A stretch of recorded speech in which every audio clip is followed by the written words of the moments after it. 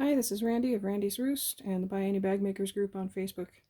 And thanks for continuing to join me to work on ByAnnie's case in point. So in this video we are going to be assembling the front of the bag and the back of the bag.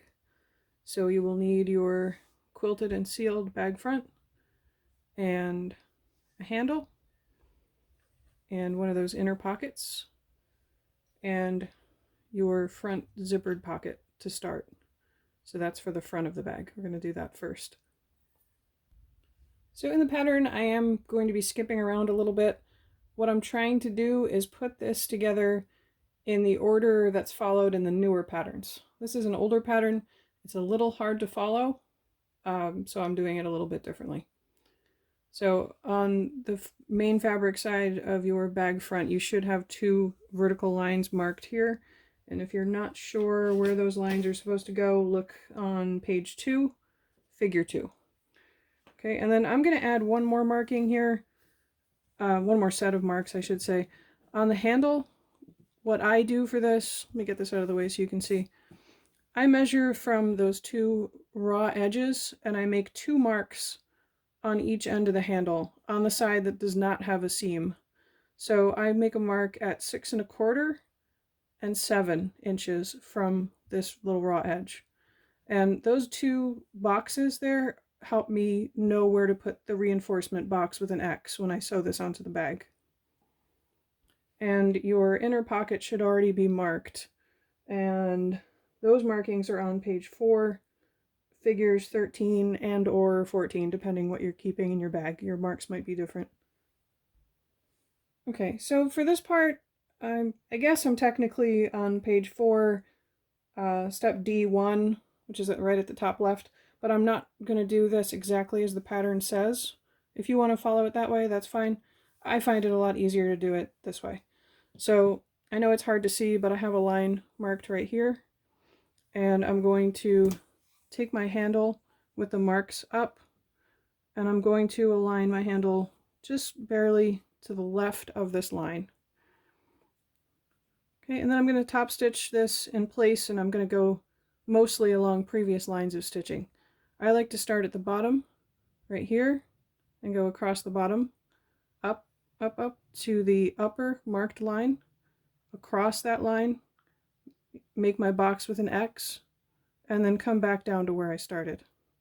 Now to hold this in place, the best thing to do is probably to put a little skinny piece of basting tape right in the center of where the handle is going to be, so you make sure you don't sew through it. Don't sew through the basting tape. Okay, so the right side of the handle is sewn down and it should look something like that. And now I'm going to bring the other end of the handle down and I'm going to line it up just to the right of this vertical line over here. And I'm going to be really careful to make sure that my handle is not twisted. Okay, so you're basically going to follow the same steps you did for the other side of the handle. Okay, so once you have the handle sewn in place, you're going to flip this bag front over to the lining side, and we're going to bring back one of those inner pockets. And you need to have this marked however you want it first. And also, if your 2 inner pockets are different, right now we're working with the one that you want to go inside the front of your bag. Okay, so you can clip this in place with Wonder Clips along the edges. And then what we're going to do is we're not going to sew along the top at all. We're going to sew 1/8 of an inch down the right side, across the bottom, and up the left side. And then we're going to sew the divisions into these pockets. So for each of these division lines, you're going to start sewing at the bottom of the line. You're going to go up the marked line all the way to the top of the fabric, needle down and turn around, and come back down on the same line. And you're going to do that for each division line. If you have a Teflon foot or a non-stick foot, this is a good time to use it because you are going to be sewing through the vinyl. Okay, so it should look something like this. And then we're going to bring this back to the main fabric side. Actually, before I start showing you how to put on the front zippered pocket, I just want to say all those steps are going to be repeated for the back of the bag. So you're going to mark the handles, attach the handles, and then on the lining side you will put on the other one of these divided pockets, and you're going to divide it however you see fit for your needs. So the back at this point will look pretty much like the front. Okay, now on the front of the bag, we're going to turn it to the main fabric side, and we're going to bring back the quilted zipper pocket, and we're going to align the bottom and the sides of the quilted pieces and clip this in place. Okay, once you have it clipped in place, you're going to top stitch along the top folded edge of the binding, and then you're going to switch to whatever length you use for construction, which for me is a 2.5. And you're going to come down 1/8 of an inch from the side, 1/8 of an inch from the bottom, 1/8 of an inch back up this side, and before you sew across the zipper teeth, remember to bring the zipper slide toward the inside. Okay, once you have the pocket sewn in place, you can go ahead and trim away any excess zipper tape or binding even with the sides of the quilted fabric. And next we need to add the slip pocket to the back of the bag.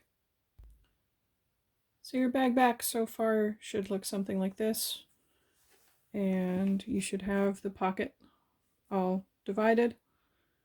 And now we're going to attach the outer slip pocket to the back of the bag. So the outer slip pocket is just a piece of quilted fabric with a binding at the top. So you're going to put this on the main fabric side and align the bottom and the sides and clip this in place. Okay, so we need to stitch this in place. This time we are not going to sew along the binding. We're going to start sewing right here, 1/8 of an inch from the edge.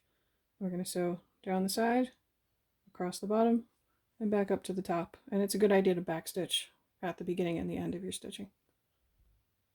Okay, so the bag back should look something like this, and in the next video we will do final assembly. See you then. Bye.